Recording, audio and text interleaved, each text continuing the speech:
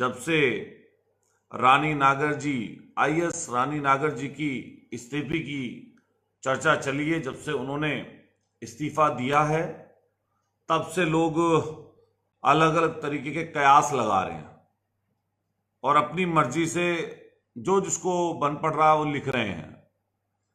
आप लोग जुड़िए, इसको शेयर कीजिए। देखिए, जब ये बात लगभग 2.5 साल पुरानी है, उनके जो गुलाटी वहां के सीनियर आईएफएस अधिकारी हैं, और मैं किसी जाति को खराब नहीं बताता, लेकिन वो उस जाति से संबंधित हैं जैसी हमें जानकारी हुई, जिसके खट्टर साहब हैं जिस जाति से संबंधित, और इसी कारण से उनका हरियाणा की सरकार में काफी समय से दबदबा है, प्रभाव है। और जब कोई व्यक्ति, ताकतवर व्यक्ति के ऊपर किसी चीफ मिनिस्टर के ओहदे वाले व्यक्ति का हाथ हो, तो ज्यादातर लोग तानाशाह हो जाते हैं। वो सोचते हैं कि उनका कोई कुछ नहीं बिगाड़ सकता, और दूसरी तरफ सामने सॉफ्ट टारगेट उन्होंने ऐसे पता नहीं कितनों के साथ किया होगा, लेकिन जिस रानी नागर को बनाया, उनकी नौकरी उस समय पर बहुत छोड़ी थी।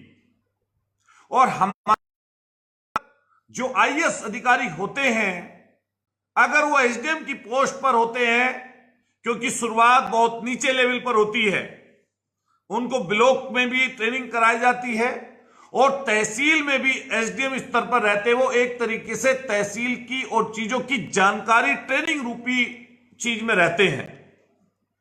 और 2018 और 17 के बीच में उनकी नौकरी को ट्रेनिंग के बाद, क्योंकि बैच वो होता है जिसमें किसी नियुक्ति होने वाले का एग्जाम का रिजल्ट आता है, उसके बाद 1-1.25 साल की ट्रेनिंग होती है।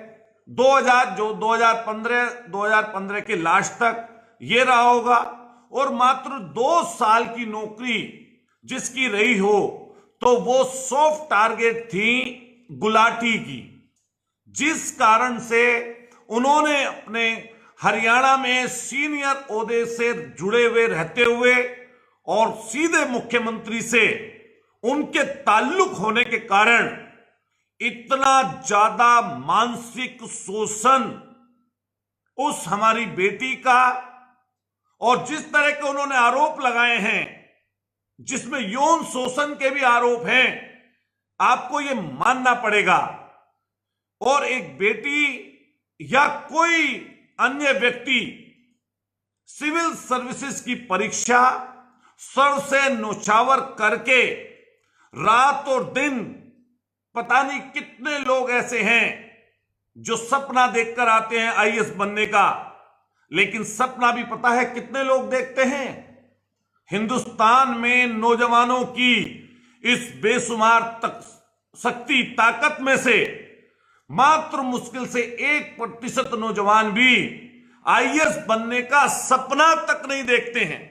आप सोचिए, उसमें उनका सिलेक्शन होना और ओहदे तक पहुंचना, और उसके बाद किसी भी परिस्थितियों से लड़ते हुए अपने आप को कमजोर समझना और फिर अंततः इस्तीफा दे देना, यह मामूली बात नहीं है। और जो लोग इसको मामूली बात समझ रहे हैं, कह रहे हैं उन्हें कुछ समय देना चाहिए था, किसी ने उनकी जिंदगी में अभी झांक कर नहीं देखा। सिर्फ आप और हम लोग कयास लगा रहे हैं कि उन्होंने इस्तीफा ऐसे क्यों दे दिया जब समाज का समर्थन। तो मैं आपको बता दूं, समाज का समर्थन उस दिन से मिलना शुरू हुआ जिस दिन से सोशल मीडिया पर उन्होंने इस चीज को सार्वजनिक किया कि मैं इस्तीफा देने वाली हूं। इससे पहले कोई किसी व्यक्ति को जानकारी बड़े स्तर पर नहीं थी, लेकिन आपको मैं बता दूं, प्रशासनिक सेवाओं में रहते हुए कोई व्यक्ति झिझकता है, अपने आप को कमजोर महसूस तब करता है जब उसकी सही बात को सुनाना जा रहा हो। और यह भी मैं आपको बता दूं कि जब प्रशासनिक सेवाओं में कोई व्यक्ति रहता है तो सीमाओं में बंधा हुआ होता है। बहुत सारी चीजों पर बंदिशें होती हैं कि आप ये लिख सकते हैं, ये चीज सार्वजनिक कर सकते हैं, नहीं कर सकते, ये चीज आप मीडिया में दे सकते हैं, नहीं दे सकते हैं। तब उसके बाद सोशल मीडिया में अपने इस्तीफे की बात करता है। आज कई लोग सबसे बड़ी बात ये चीज छुपा रहे हैं कि वहां पर सरकार किसकी है, कौन लोग ताकत में है। सत्ता वहां पर भाजपा की है, उत्तर प्रदेश में भी भाजपा की है, और जब उनकी नियुक्ति हुई थी तब भी भाजपा की थी सरकार, केंद्र में भी। और इस हरियाणा की सरकार को लगभग 6 साल बीत चुके हैं, और इन 6 सालों में उस बेटी ने अपने आप को लाचार पाया होगा, बेबस पाया होगा, अपने आप को निश्चित रूप से परेशान पाया होगा। अभी सोशल मीडिया पर ये कौन लोग कहने वाले थे, 4 कमांडो दे दिए। केंद्रीय मंत्री जी के कहने पर केंद्रीय मंत्री जी की मुख्यमंत्री जी से बात हो गई, सांसद जी की बात हो गई, फलाने पूर्व मंत्री की बात हो गई, हमारे उत्तर प्रदेश के सांसद की बात हो गई। आज वो लोग कहां पर हैं? अगर उत्तर प्रदेश की सरकार में बैठे हुए भाजपा के लोग और हमारे समाज के लोग और जो इस समय हरियाणा की सरकार में सत्ताधारी हमारे समाज के लोग हैं, मैं उनसे भी सवाल करता हूं कि ऐसी इतने दिन में आपने झूठी चर्चा किसी की चली, उसका खंडन क्यों नहीं किया? और खंडन अगर आपने नहीं किया तो रानी नागर जी ने स्वतः ही अपने ट्विटर पर आकर, फेसबुक पर आकर यह जानकारी दी कि ये भ्रामक जानकारी ना फैलाई जाए। मुझे अभी तक हरियाणा सरकार की तरफ से सुरक्षा कर्मी के रूप में एक भी सुरक्षा कर्मी नहीं मिला है। ये रानी नागर जी ने स्वतः अपने फेसबुक और ट्विटर के अकाउंट से डाल दिया था।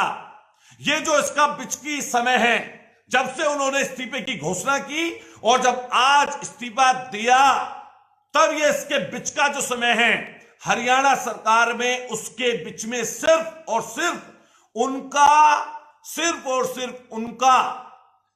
वो छुट्टी सिर्फ उनकी स्वीकार की है, उनको सिर्फ छुट्टी दी है। इसके बीच में क्या चीफ मिनिस्टर, हरियाणा जैसा स्टेट, अरे उत्तर प्रदेश के मुकाबले 8 गुना छोटा है हरियाणा, जिसमें कुछ चंद जिले हैं, और ऐसी जगह पर मुख्यमंत्री जी को इसका संज्ञान ना हो तो ये एक शर्मनाक विषय है।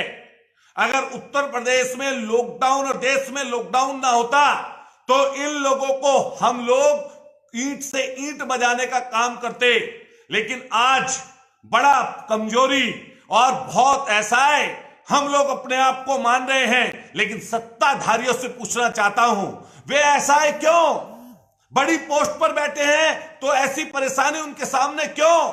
ऐसी दिक्कत आपको क्या आन पड़ी कि आपने चीफ मिनिस्टर के सामने सम्मुख जाकर, आपको क्या बहन को उसको बुलाना नहीं चाहिए था? क्या उससे सुनिश्चित नहीं करना चाहिए था? क्या जो हरियाणा के लोग हैं, जो विधायक हैं वहां के, या जो सरकार में सत्ता में मंत्री हैं, या जो केंद्र में बीजेपी में समाज के लोग मंत्री हैं, और समाज की छोड़िए, जो लोग समय समय पर चीजों को उठाते हैं, क्या उन लोगों को उस बेटी की मदद के लिए आगे नहीं आना चाहिए था? अगर वो लोग उससे मिले होते, अगर बहन के दिमाग में ये बात आ गई होती कि उसकी सुरक्षा सुनिश्चित हो गई है, अगर उन्हें लग जाती ये बात कि मुझे सरकार सपोर्ट कर रही है, तो आप लिख कर ले लीजिए, लिखकर वो बेटी आज इस्तीफा ना देती। और इस्तीफे की बात तब हुई है जब 2 से 2.5 साल थाना, तहसील, कोर्ट रूम, सब जगह चक्कर लगा रही थी वो बेटी। सोचिए कितनी परेशानी, दिक्कत होगी। आप लोग सिर्फ सोशल मीडिया पर यह लिख रहे हैं कि उन्हें विश्वास करना चाहिए था। अरे आप उनके जगह होते या आप उनकी जगह रहते तो क्या परिस्थितियां उनकी रही होंगी कि उन्होंने आईएएस जैसी नौकरी से इस्तीफा दिया है। यह मामूली बात है, इसको मामूली मानते हैं आप। और जो लोग सिर्फ और सिर्फ इस समय पर भी जिनकी सोच गंदी है, गलत है, वो अब भी सरकार का बचाव कर रहे हैं, भाजपा के लोगों का बचाव कर रहे हैं। अरे मैं तो कहना चाहता हूं कि यह शर्मनाक है उन लोगों के लिए जो हमेशा कहते नहीं थकते, जो उत्तर प्रदेश की दुर्गा शक्ति नागपाल की जिन्होंने बात सुनी होगी। आप अपने आप को सोचिए, आप कहां हैं। दुर्गा शक्ति नागपाल की बात मीडिया ने, बड़े बड़े लोगों ने, प्रधानमंत्री तक के ओहदे पर बैठे हुए लोगों ने जिस चीज को इश्यू बना लिया, और ये मेन स्ट्रीम मीडिया, ये भांड मीडिया, ये पिछड़ी जाति से जलन वाली मीडिया, ये कर्मयोगी लोगों से जलन वाली मीडिया, सत्यता को दूर रखने वाली मीडिया, आज इस्तीफे के बाद भी क्या रानी नागर जी का कोई मेन स्ट्रीम मीडिया में आज भी क्या कोई जिक्र है जिसने यौन शोषण के आरोप लगा रखे हो गंभीर, जिसने अपनी जान का खतरा बता रखा हो, जिस महिला आईएएस अधिकारी ने अपने ऊपर अत्याचार हो रहे अत्याचारों का जिक्र किया हो, जिनकी एफआईआर लॉज हो, जिन्होंने कोर्ट को लिखकर दिया हो कि हमें परेशानी है, हमारी जान की रक्षा होनी चाहिए, हमारी जान की हम लोगों को लाले पड़े हैं, उसका मीडिया के मेन स्ट्रीम मीडिया के क्या किसी नेशनल चैनल पर जिस दुर्गा शक्ति नागपाल के लिए इस मीडिया ने सिर्फ यहां पर उत्तर प्रदेश में उस समय समाजवादी पार्टी की सरकार थी और नरेंद्र भाटी जी की शिकायत पर उनको सस्पेंड कर दिया गया था, लेकिन बहाल बाद में कर दिया गया था। आज भी वो नौकरी कर रही हैं, उनके पति भी नौकरी कर रहे हैं, लेकिन सोच के देखिए आप कहां पर खड़े हो। जो लोग झूठी तारीख करते नहीं थकते, 4 कमांडो मिल गए हैं, हरियाणा के मुख्यमंत्री से बात हो गई है, बहन को इस्तीफा नहीं देना पड़ेगा, उनकी सुरक्षा सुनिश्चित कर दी गई है। ये 4 कमांडो वाली बात ये निकालने वाले लोग आज है कहां। हालांकि उन लोगों को मैं तो कहना चाहता हूं, ये पूरी की पूरी सरकार हम लोगों की विरोधी है, पिछड़ों की विरोधी है, शोषितों की विरोधी है, गरीबों की विरोधी है, मजदूरों की विरोधी है। क्यों नहीं मान लेते ये बात। पीलीभीत में मोहित गुर्जर सिपाही को सत्ताधारी विधायक ने लूट और 307 के मुकदमे में इसी उत्तर प्रदेश में अगर समाज इकट्ठा ना होता तो शायद वो व्यक्ति सलाखों के पीछे आज तक होता। मैं कोशिश करूंगा बहन रानी नागर जी से मिलने की, उनसे पूरी व्यथा जानने की, लेकिन मैं आपसे भी ये बात कहता हूं कि आज इस चीज का समय नहीं है कि आप भक्ति दिखाओ। और कई लोग कहते हैं कि राजनीति, अरे राजनीति की तो कारण वो मंत्री हैं, अरे राजनीति के कारण वो विधायक हैं, राजनीति के कारण वो सत्ता में हैं। जिन लोगों को आपने चुना है, जिन लोगों को आप उत्तर प्रदेश में चुनते हो, जिसको उत्तर प्रदेश में आपने इतनी ज्यादा लोकसभा की सीटें जिताई हैं, लोकसभा के सांसद बनाए हैं, विधायक बनाए हैं, यह राजनीति के कारण ही हुआ है। तो उनसे सवाल जवाब हो या ना हो, उनसे पूछा जाए ना पूछा जाए, ये गुलामियत की अपनी जो सोच है इसको दूर रखो। और अगर दूर नहीं रख सकते तो चुप रहो, कम से कम चुप तो रहो। जो लोग लड़ते हैं उन्हें कम से कम लड़ने तो दो। अगर उनको सपोर्ट नहीं कर सकते सही चीज में तो उन पर लांछन तो मत लगाओ। सिर्फ चमचागर्दी भक्ति, झूठी भक्ति, अंधविश्वास की भक्ति। और ये गुस्सा इसलिए है क्योंकि आप समझ सकते हैं, जो लोग जान रहे होंगे इस चीज को, कितने लोग आईएएस हैं हमारे समाज के, कितने लोग आईपीएस हैं, कितने लोग इतने बड़े ओहदों तक पहुंचते हैं, कितनी परेशानी दिक्कत लगती होगी। मैं समझता हूं किसी राजनेता का विधायक बनना, सांसद बनना शायद एक बार बन जाए, दोबारा ना बने। लेकिन ये आईएएस, ये 60 की उम्र तक 35 साल, 38 साल, 30 साल लगातार देश की सेवा में, और उससे कहीं ना कहीं अपने लोगों को लाभ देने, मदद करने के लिए होते हैं। लेकिन आज जिस तरह की घटना हुई है, उसके लिए शर्म आनी चाहिए जो लोग बड़े ओहदों पर बैठे हैं। हम लोगों को ताकत उस तरह की नहीं है।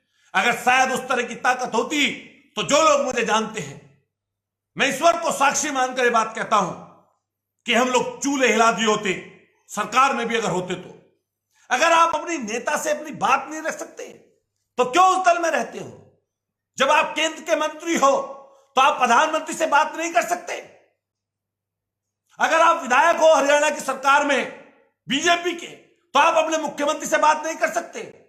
अगर आप हरियाणा की सरकार में मंत्री हो तो आप अपने मुख्यमंत्री से बात नहीं कर सकते? तो बताइए, किस चीज के लिए विधायक, किस चीज के लिए सांसद, किस चीज के लिए आप केंद्र के मंत्री हो? जब आप कहा वोट दे दो, मुझे मदद कर दो। और मैं समझता हूं इस उत्तर प्रदेश में हमारी पार्टी छोड़कर गए हैं एक नागर साहब, कह रहे थे कि क्या नाम बात हो गई है हरियाणा के मुख्यमंत्री से। कैसी बात हुई आपकी? बादलपुर कहीं विदेश में है? क्यों बादलपुर के जो नागर साहब हैं, क्यों आपने उनके परिवार से बात नहीं की? सिर्फ इसलिए सोचते हो, इसलिए बात करते हो कि वोट आपको मिल जाए। लेकिन मैं कहना चाहता हूं, जो भी फेसबुक पर आए तो वो उस बहन की गलती ना बताए। कम से कम वो लोग जिन लोगों को कोई जानकारी नहीं है, उनकी गलती पर आ गए। अगर सरकार की गलती है, सरकार पर आरोप लग रहे हैं, तो रानी नागर की गलती बताना शुरू कर दिया, उसी को नीचा दिखाना शुरू कर दिया। शर्म नहीं आती आप लोगों को? क्या सोचते हो? अरे कितनी परेशानी होगी, कुछ डर रहा होगा, कुछ चीजें नहीं होंगी। कोई ऐसे इस्तीफा दे देता है इसकी 4 साल, 5 साल, 6 साल कुल हुए नौकरी को भी, जिसको बाकी नौकरी 30 साल, 32 साल तक करनी थी। कह दिया, इस्तीफा दे दिया। अरे कोई तो कारण रहा होगा, कोई तो बात नहीं होगी। और आप सोशल मीडिया पर रहकर दूर से उनको आश्वासन दे रहे थे, लेकिन मौके पर क्या परिस्थितियां थी? क्या गुलाटी और चीफ मिनिस्टर के बीच में खिचड़ी पकती थी? क्या वहां की चीफ सेक्रेटरी का सोच थी? क्या आप बताइए, जब छुट्टी दे रही थी वहां की सरकार, क्या इतने और लोगों से, आईएएस अधिकारियों से नहीं मिलते वहां के मुख्यमंत्री? क्या इस बेटी को बुलाकर इसकी व्यथा को नहीं जानना चाहिए था, जो वहां के मंत्री है और जो बैठे हुए लोग हैं? आप समझते हो कहीं हो मीडिया पर कोई दिखा रहा है आपकी बेटी की एक भी बात? कहता हूं, ऐसी भांड मीडिया का विरोध करिए, इसको नेगलेक्ट करिए, अपनी सच्चाई को जानिए। अगर अपने जीवन की सच्चाई को जानना है तो अपने जिंदगी में घटनाएं जो घट रही हैं, उससे बड़ी सच्चाई आपकी जिंदगी की कुछ नहीं हो सकती। जो आपकी जिंदगी में घटता है, होता है, आपके आसपास घटनाएं घटती हैं, जिनकी आपको जानकारी आपके सामने है, उससे बड़ी क्या सच्चाई होगी? क्या बताइए, रानी नागर का इस्तीफा, क्या यह सच्चाई नहीं है? इसका कौन जिम्मेदार है? अब कई लोग रानी नागर को उसका जिम्मेदार बता रहे हैं। अरे शर्म करो थोड़ी, शर्म करनी चाहिए इस चीज की। मैं तो कई दिन से देख रहा था, तमाम लोग इस समय ऐसे लग गए हैं जो अपने आप को यह कहते नहीं थकते कि सरकार में ताकतवर है। अरे काहे के ताकतवर हो तुम, जो बुलाकर मुख्यमंत्री से बैठाकर बात भी नहीं करा पाए? कितना बड़ा स्टेट है, कितना बड़ा स्टेट है हरियाणा। मैं कहना चाहता हूं ये बात, बहुत सारे चौधरी साहब भी लोग भी सुन रहे होंगे हमारी बात। शायद हमारे चौधरी समाज की, जाट समाज की बेटी वो होती तो शायद ये उसको आज दिन ना देखना पड़ता। अन्य समाज की अगर किसी की वो बेटी होती, कोई हमारे ब्राह्मण समाज की होती, तो शायद आज उसको एक दिन ना देखना होता। आप लोग हो कहीं पर?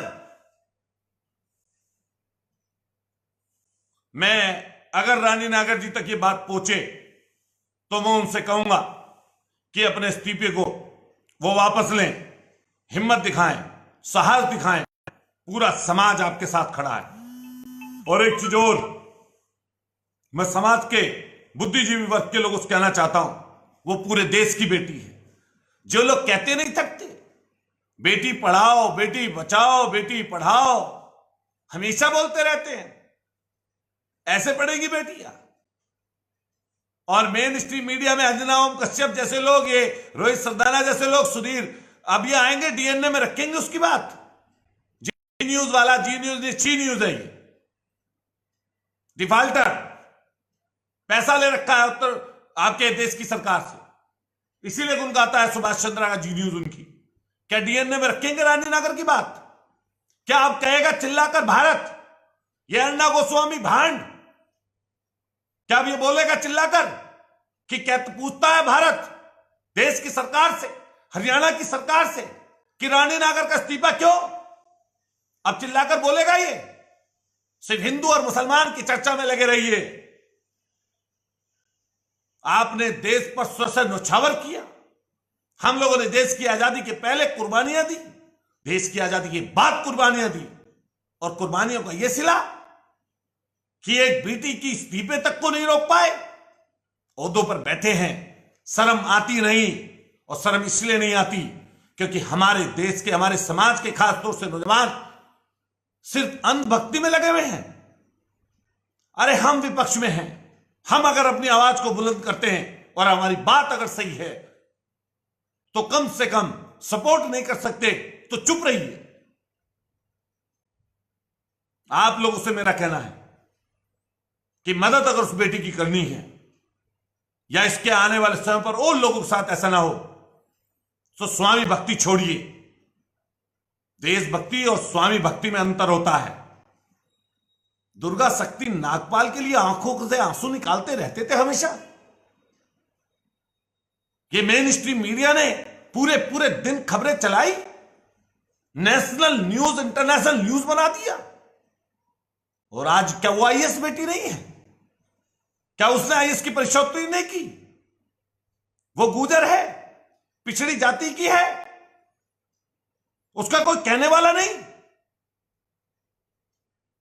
अगर एक दिन छोड़िए, प्राइम टाइम में अगर 15 मिनट भी रानी नागर की अगर खबर दिखाती होती किसी चैनल ने, जिनका आप समर्थन करते नहीं थकते, तो शायद उसको आज इस्तीफा उस बेटी को ना देना पड़ता। अगर गुस्से में कोई गलत बात निकली हो तो माफ करिएगा, लेकिन मैंने सच्चाई आपसे बयां की है। शेयर कीजिए इन बातों को। और आप लोगों से कहना चाहता हूं कि रानी नागर को जो लोग दोष दे रहे हैं, उनको उनके बारे में कुछ नहीं पता, इसलिए कम से कम उनको दोष ना दें। अभी चीज आगे चलेगी। ये लड़ाई रुकी नहीं है और रुकेगी भी नहीं। हम लोग सवाल पूछेंगे। चाहे अर्नब गोस्वामी पूछता है भारत, क्या भारत की बेटी नहीं है वो? अब नहीं बनोगे पार्टी चैनल पर बैठकर? क्या अंजना ओम कश्यप अब नहीं पूछेगी सवाल सरकार से? क्या डीएनए नहीं पूछेगा सवाल? और लोगों के लिए नहीं पूछते? वो बेटी नहीं है। मैं फिर कह रहा हूं आपको, अपनी सच्चाई में नहीं है। और जो लोग अपनी सच्चाई में नहीं है, मैं उनसे कहना चाहता हूं, जो झूठी चीजों में है, कम से कम अगर जिस ओहदे पर हो उस ओहदे का फर्ज निभाइए। जिसकी वजह से वो ओहदा मिला है, इसलिए उसका फर्ज आपको निभाना चाहिए। मैं पूछना चाहता हूं समाज के किसी भी व्यक्ति से, आप लोग उंगली उठाने लगे। मैंने देखा सोशल मीडिया पर उंगली उठा रहे उस चीज पर।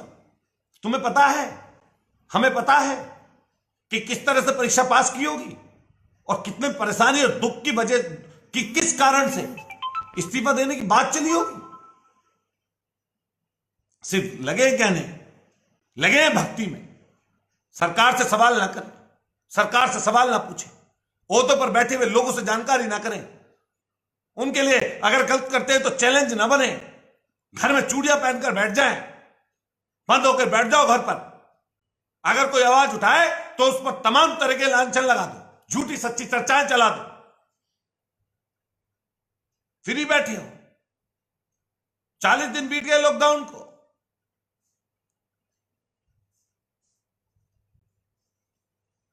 कई लोग कह रहे हैं कि अतुल प्रधान जो मदद कर रहा है, क्यों मदद कर रहा है, कहां से पैसे आ गए। अरे मैं सामाजिक आदमी हूं, पॉलिटिकल आदमी हूं। जिस तरह डॉक्टर्स की जिम्मेदारी है, जिस तरह पुलिसकर्मियों की जिम्मेदारी है, जिस तरह स्टाफ की जिम्मेदारी है, इस तरह मेरी भी जिम्मेदारी है। और मेरे जितना बस में है, मेरा जितना प्रयास है, मैं कर सकता हूं। मैं 30 नंबर का आदमी है, पता लग गई आपको। इसलिए कहना चाहता हूं, जुड़िए और शेयर कीजिए, रानी नागर को सपोर्ट करिए।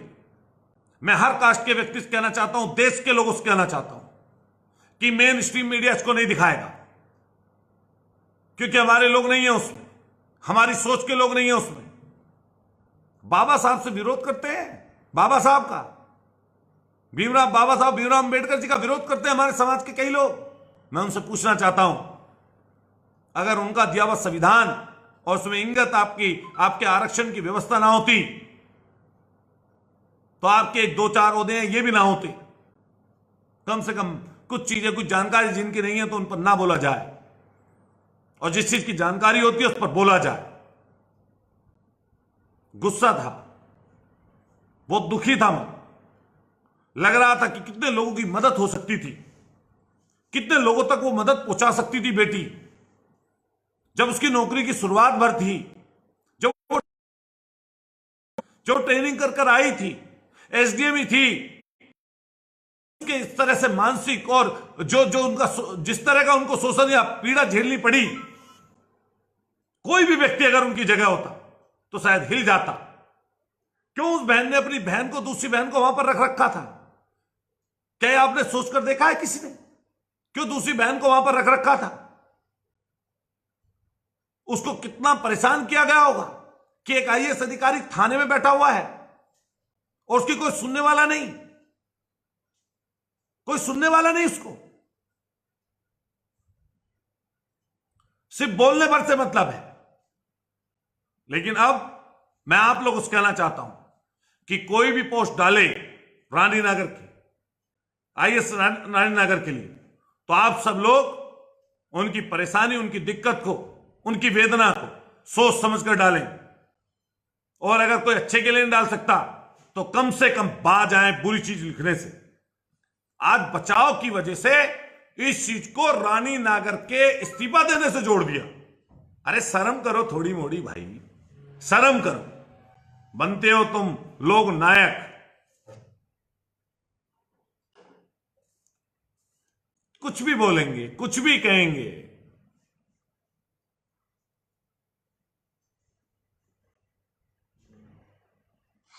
आप लोग जुड़े,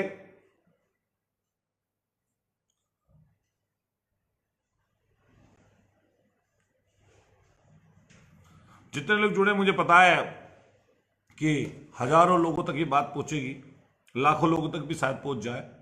लेकिन आप सब लोगों से मेरा कहना है, जो भी जुड़े हैं, क्योंकि मैं देख रहा हूं सभी जातियों के लोगों के मैसेजेस आ रहे हैं और वो लगातार मुझे सुन रहे हैं।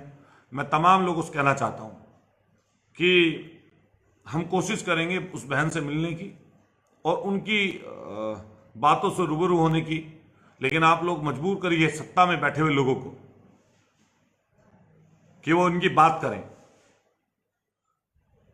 किसी मंत्री मंडल में रहते हुए कोई व्यक्ति अगर अपने मुखिया से बात नहीं कर सकता तो बताइए क्या कर सकता है कोई? अगर कोई व्यक्ति किसी मुख्यमंत्री से अपने विधायक होते हुए या उनके मंत्रालय में मंत्री रहते हुए और खट्टर जैसे कमजोर मुख्यमंत्री से अगर बात नहीं कर सकता अपनी बेटी के बारे में, तो बताइए क्या करेगा वो? ये बस बने बैठे हैं, घर से तो निकला नहीं जा रहा किसी से, छुपे बैठे हैं। कोरोना कभी इनको ही ना लग जाए। देखा है किसी बड़े नेता घूमते हुए समाज के कि जिनके प्रति जिम्मेदारी है उनके बीच में रहे? किसी ने शायद नहीं देखा होगा। इसीलिए आप लोगों से हम कहना चाहते हैं, ये जो छोटे मोटे आपस के विवाद हैं, इनको यहीं पर रहने दो। ये बड़ी चीज हुई है, इस पर विचार करिए कि ये भांड मीडिया सुबह से पता नहीं क्या क्या चीज दिखा रही होगी। हालांकि शराब की खबरें चल रही हैं इस सरकार की, 5 ट्रिलियन अर्थव्यवस्था लेकर जाएंगे। अभी 1 महीना भी ढंग से नहीं गुजरा, कटोरा हाथ में आ गया। मैं तो सोच को इनकी को ऐसी सोच को थू करता हूं, जिस प्रदेश में, जिस देश में गरीब लोग अपने घरों तक ना पहुंच पा रहे हो, 8 बाई 8 के कमरे में 10-10 लोग लेटे पड़े हो, मजदूर लोग रोटी नसीब ना हो रही हो। अरे हेलीकॉप्टर से उन्हीं लोगों को पहुंचाने का काम कर देते, जहाज से पहुंचाने का काम कर दीजिए। तमाम लोग जुड़े हैं। मैं सब लोगों से सिर्फ यही कहूंगा कि रानी नागर जी का सपोर्ट करें और उनसे सब लोग बात करने की मैं भी कोशिश करूंगा। आप भी जो भी कर सकते हैं करिए, लेकिन ये गलत लोगों का सपोर्ट मत करिए। अगर उनके हाथ में कुछ नहीं है, उनके ऊपर दबाव है, तो उनसे मत करिए उनसे बात। कोई बहुत ज्यादा जरूरत की नहीं पड़ती उनकी जरूरत। लड़ना है तो खुद लड़ना सीखो। मैं तो इनसे बहुत ज्यादा किसी से वो नहीं कहता हूं, ना कुछ ज्यादा चर्चा करता हूं। कोई आ जाए ठीक है, नहीं आ जाए तो भैया उसका भी भला। इसलिए जो लोग जुड़े हैं, बहुत सारे लोगों के अलग अलग मैसेजेस आ रहे हैं, अलग अलग जाति के लोग हैं। कई लोग हमारे शर्मा जी साथी हैं, कई लोग, और अभी दिनेश लोनी के साथी हैं हमारे, दिनेश गुजर। तो उन्होंने बहुत अच्छी मुहिम चलाई जिसमें सभी समाज के लोगों को जोड़ा, चाहे वो यादव जी लोग थे, चाहे वो मुस्लिम साथी थे, चाहे वो त्यागी जी लोग थे, चाहे वो शर्मा जी लोग थे, चाहे वो और अलग अलग कास्ट के ठाकुर साहब लोग थे। उन सब के लोगों से उनने जोड़कर रानी नागर जी के लिए सपोर्ट जो जुटाया, वो काबिल तारीफ है।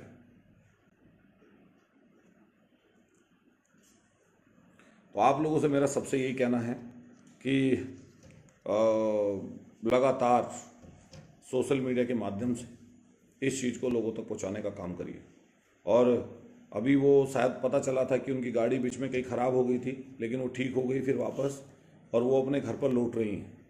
तो उसके लिए हम सब लोगों को मिलकर इकट्ठा होकर वो किसी भी सूरत में, सबसे पहले तो जब उनका इस्तीफा हुआ है, अगर सिर्फ हेडलाइन बन जाती न्यूज़ चैनलों पर तो शायद इतनी बड़ी परेशानी, लेकिन वो हमारे लिए खबर नहीं दिखाएंगे, वो इस बेटी की खबर नहीं दिखाएंगे, वो इसकी दास्तान नहीं दिखाएंगे, क्योंकि इसमें सरकार दोषी सिद्ध होगी कि वो इतनी परेशानी में कैसे पहुंची है। इसलिए सब लोगों को मिलकर ये प्रयास करना पड़ेगा कि मेन स्ट्रीम मीडिया का पर्दाफाश करिए, मेन स्ट्रीम मीडिया का पर्दाफाश करिए, जिससे उसकी सच्चाई, इससे बड़ी सच्चाई कुछ नहीं हो सकती। दुर्गा शक्ति नागपाल भी ट्रेनिंग पर थी उस समय, वो भी एसडीएम की नौकरी पर थी, और ये बेटी भी आईएएस की परीक्षा पास करके ये भी एसडीएम की नौकरी पर थी जब इनके साथ ये दुर्व्यवहार हुआ। और शायद आपको लगता हो कि मुझे लगता है कि 2015 की वो बात रही होगी दुर्गा शक्ति नागपाल की, और ये 2017 की बात है, मात्र 2 साल बाद की। उनके लिए मेन स्ट्रीम मीडिया ने इतना हल्ला मचा दिया, उन्हें इंसाफ मिला, ठीक रही, अच्छी बात है। उनको लोगों ने पता नहीं कहां कहां तक अवार्ड दे दिए। एक हमारी बेटी है, इसके पास गाड़ी भी ऐसी थी जो रास्ते में खराब हो गई। सोच के देखो किस तरह की व्यवस्था कर रखी होगी उस गुलाटी ने, उस खट्टर से मिलकर। तो जो लोग जुड़े हैं, मैं उन सबसे कहूंगा कि शेयर कीजिए और दूसरे लोगों तक बात ही पहुंचाइए। आप लोग जुड़े, सुनील बढ़ाना जी, चिटचिटा, Sushil Kumar ji, thank you Sushil ji, Neeraj Bhati ji, thank you Neeraj Bhati ji, Happy Pandit ji, gram panchayat Gangeru Shamli, thank you, आपका धन्यवाद।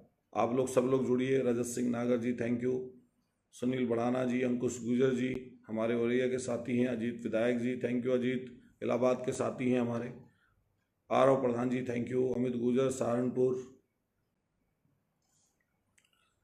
अमित जी, आप पिछड़ों से भी बहुत पीछे हो, और जो ये संपन्नता है, ये आर्थिक संपन्नता सिर्फ संपन्नता नहीं होती, आर्थिक के साथ साथ शैक्षिक संपन्नता, सामाजिक संपन्नता और आपकी आर्थिक संपन्नता तब जाकर संपन्नता साबित होती है। इसलिए अमित जी, हम सब लोगों को मिलकर ये काम करना होगा। अगर आप चाहते हैं गरीब हर वंचित इंसान की आवाज आप तक पहुंचे तो हमारे चैनल को सब्सक्राइब करें और बेल आइकन का बटन दबाना ना भूलें। देखते रहिए बहुजन हलचल न्यूज।